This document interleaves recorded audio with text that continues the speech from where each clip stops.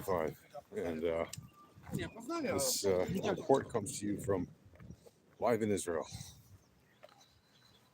about what is happening with the situation vis-a-vis Israel and the Hamas that they're fighting against in Gaza, and the Houthis they're fighting against in Yemen, the Iranians, well, the Iranian regime that they're fighting against in Iran, the various groups that are still in Syria that are still firing rockets, apparently occasionally, at Israel, against the Hezbollah in, in Lebanon, which still is in violation of the agreements reached towards the end of 2024, that have just been dragged on and on since then, despite numerous violations by the Hezbollah. Of course, they'll say, well, Israel is violating the agreements too.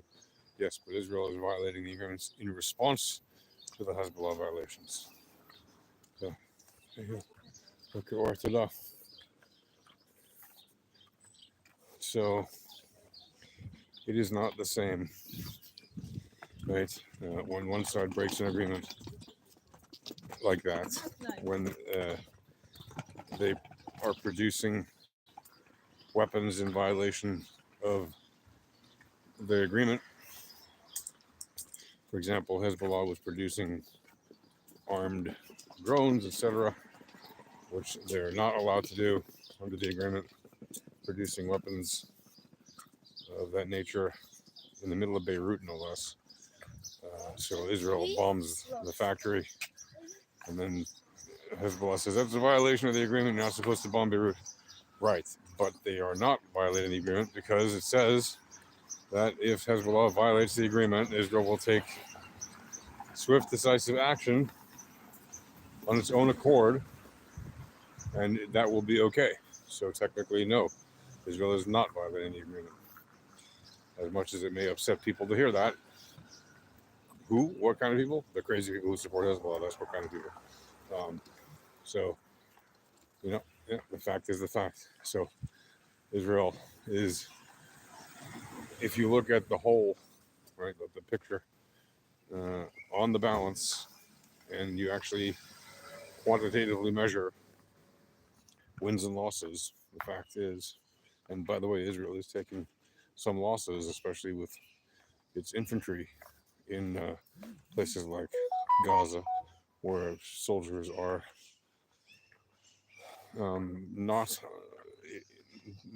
not rarely enough, right? It's happening, and soldiers are losing their lives walking into booby-trapped buildings, where even when they send in drones and dogs to surveil the buildings first, they can't always find every single IED or other trap. And so sometimes these soldiers are walking into booby-trapped buildings and are losing their lives as a result of that, despite having all the great technology and everything else. That doesn't always find every single last possible booby trap. And sometimes the more primitive it is, the easier it is to hide. Precisely because of that fact, right? And we've seen recently a number of attacks like that by Hamas, killing multiple soldiers and wounding multiple soldiers, in a single blast. And that's kind of what they resorted to now, because we know Hamas doesn't fight on the street against the IDF. They're not courageous in that sense. They're not going to come out and fight against the IDF directly, mano a mano, so to speak. And so they do what they think they can, which is to A, hide behind human shields, and B, hide just in general and booby trap buildings and try to lure soldiers into buildings, to force them to survey the building and just kind of scan it and secure it. And while they're in the building, then they hope to lure them into booby trap buildings, obviously, so they can blow the buildings up on them. Which is another reason that when something like that happens, well, it might be that the next 10 buildings get blown up without being fully surveilled. Now, Israel doesn't want to do that because what if there's a hostage in that building, right? So they don't want to do that. So they do their best to scan these things, but it's practically impossible to scan every single building when so many of them are A, booby trapped, and B, you don't have infinite soldiers, right? Israel is a small country. You don't have the world's largest army or something. I know people think we do, but we don't, right? It's a relatively small country. And even if we have a lot of people relatively on active duty right now, reservists and regular, active duty soldiers, it's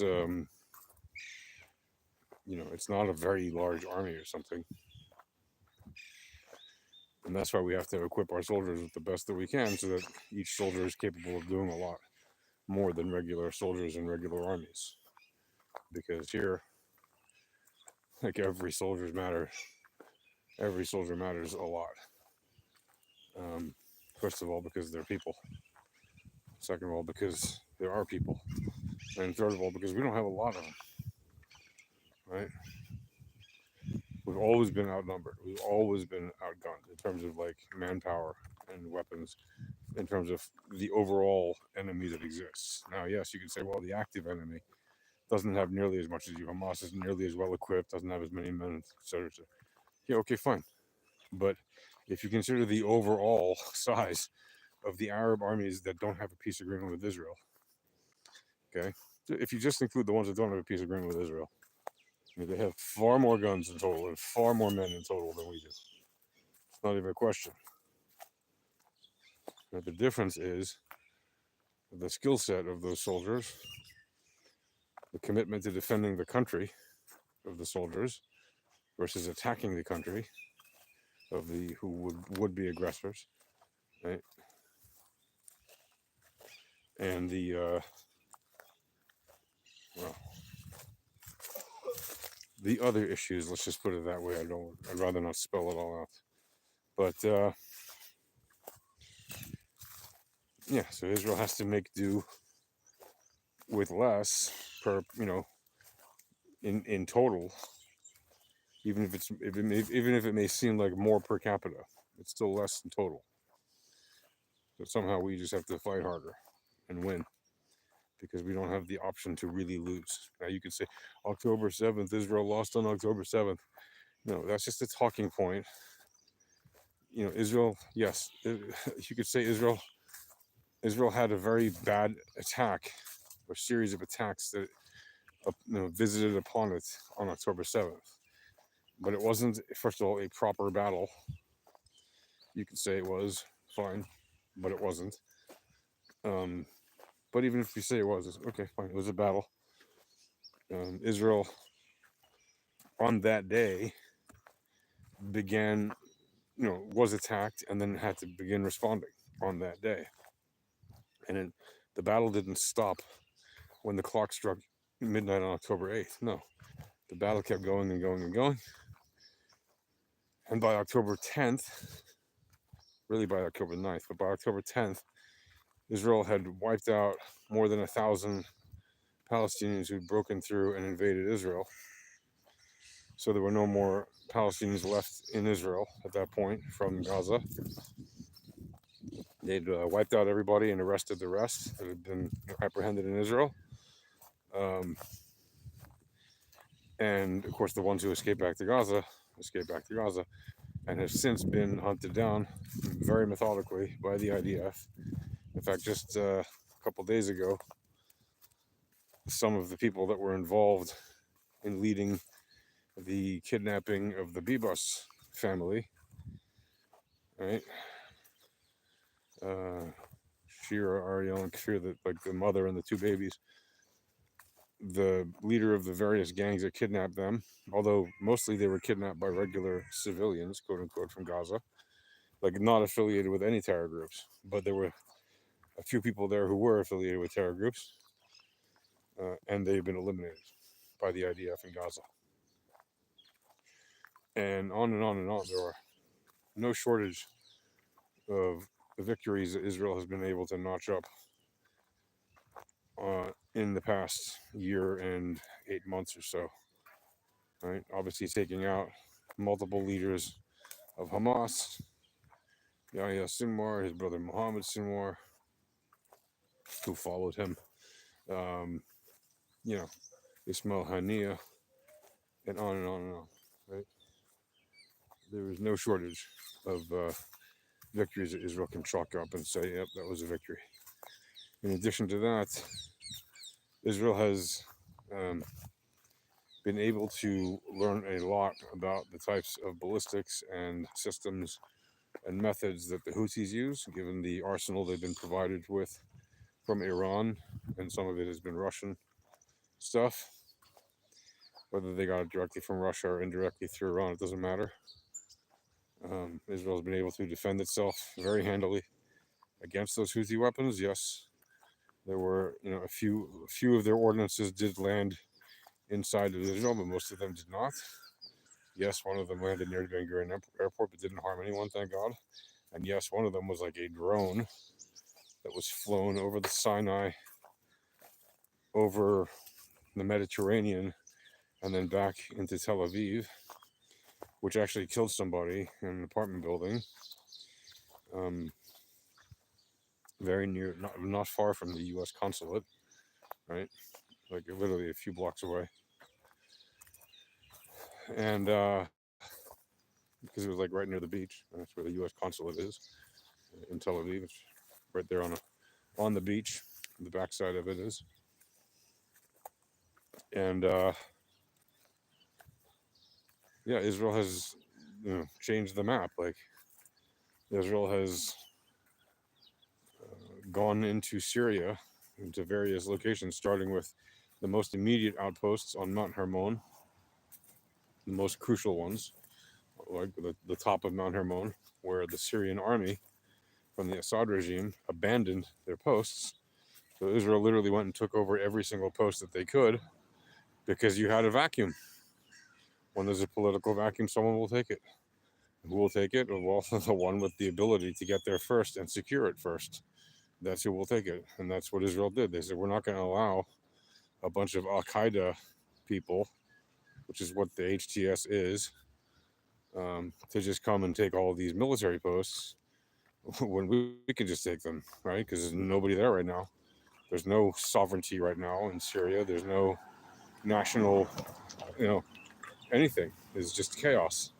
It's just a piece of land with a bunch of different tribes, and everybody's jockeying for leadership positions. And it wasn't clear who was going to come out on top, even though the HTS people had just overthrown the Assad regime. That didn't mean that there might not be a pushback by the Syrian army or some other group. So to be sure, Israel secured its positions by securing the top of Mount Hermon, and they've since secured a few more little outposts, literally like on the mountain sides of the Hermon mountain, on what was the Syrian side of the Hermon mountain. Now it's not so much, or even if it is, Israel is there at the moment. What are they doing? They're securing the place to make sure that the Syrians, or the HTS really, don't attack the Druze that live in those areas, right, and in the villages below. Why? Well, because the HTS have been attacking the Druze. And why? Because the Druze aren't the kind of crazy Muslims that the HTS are. You got to remember, the HTS is literally Al Qaeda. They're ISIS. There's no difference between them and the Islamic State, right? There's really no difference. The only difference is now their leader wears a suit and calls himself president, and he's met with Trump. That's the only difference, right? This guy had a wanted poster out for like 15 million or 10 million bucks or whatever it was, like a year ago. Now he's wearing a suit and he's meeting with heads of state. Okay. Nevertheless, Israel has changed that map, because now that guy has acquiesced to the Western demands that if he wants legitimacy, he has to make peace with Israel. And so he has people in direct talks with Israel about establishing some kind of a formal agreement where Syria would enter the Abraham Accords or something like that and actually make peace with Israel, which, if it does happen, will be amazing. If Israel can eliminate Syria as an actual enemy and have actual peace with Syria, it'll be amazing. Now, do I trust it's going to happen? No. Would I like it to happen? Sure, of course I would like it to happen. Right? But do I think it's going to? Not a chance. Now, I say not a chance, and I realize, yes, there's still a statistical probability that it may happen. But it is highly improbable that the Syrians are going to make peace with Israel unless this guy, or the guy who called himself Al-Sharar or whatever, the head of Syria, he used to be Mr. Jolani, now he's Mr. Sharar. I guess he changes his name depending on his job title. And we will see if he's transactional enough to be willing to forego the previous demands that his organization used to make. I doubt it very much because they're still very much an Islamist group, which means they want to dominate the world and they want everyone to become Islamist the way they are, or else suffer the consequence of not being an Islamist.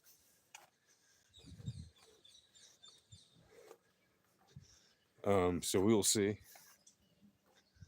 what exactly happens with that whole thing.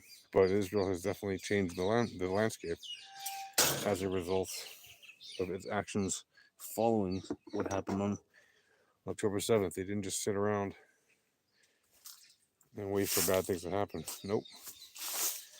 Right? Bad things happened on October 7th, and ever since then, Israel has been fighting back and literally changing the landscape in the Middle East.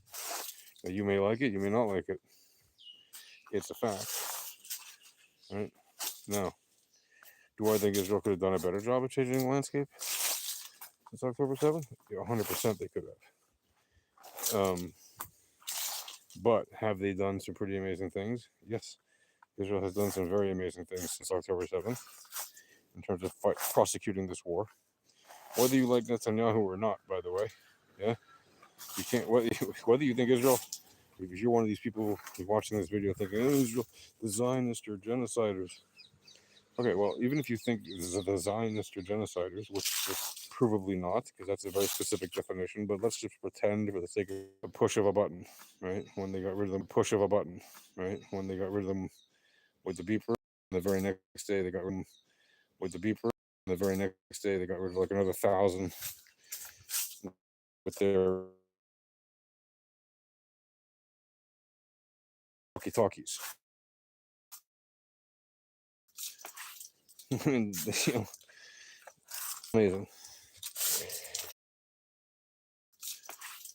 And,